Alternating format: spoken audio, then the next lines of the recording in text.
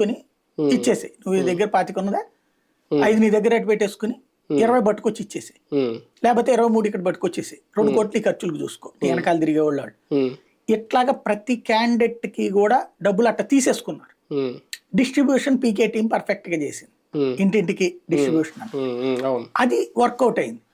ఇప్పుడు కూడా జగన్ ఏం చేస్తున్నాడు, తను ఇప్పుడు ఫర్ ఎగ్జాంపుల్ నేను విన్నదైతే అనిల్ యాదవ్ ఉన్నాడు, నర్సరావుపేటకి వేసారు, ఎంపీ నా వల్ల కాదని నేనేదో ఎమ్మెల్యే గారిదా అని చెప్పి ఒక 20 దగ్గర పెట్టుకున్నాను, ఎట్టయితే అట్లా అన్నాడట. నీకెందుకు నువ్వు అన్నాడు. ఇప్పుడు మిగతా అతనికి 75 కోట్లు అసెంబ్లీ ఎలక్షన్ కి అవుతుంది. ఇప్పుడు కృష్ణదేవరాయలు అంటే 100 దాకా 100 125 అవుతుంది, మొత్తమే అతను చూసుకుంటాడు. ఇట్లాగా చాలా మందికి ఇప్పుడు ఫర్ ఎగ్జాంపుల్ వసంత కృష్ణ ప్రసాద్ అంటే 100 ఖర్చు పెట్టగలరు. అతని ఏరియాలో అంటే క్రిందసారి అతను 25 ఖర్చు పెట్టినట్టున్నాడు వసంత కృష్ణ ప్రసాద్, ఇప్పుడు 25 కాబట్టి 40 పెడతాడు.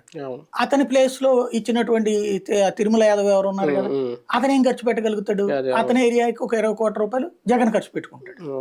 ఇట్లాగా బోలెడంత మందికి జగన్ తీస్తున్నాడు డబ్బులు తన దగ్గరని, తను తీసి ఖర్చు పెట్టడానికి బోలెడంత మందికి సిద్ధంగా ఉన్నాడు.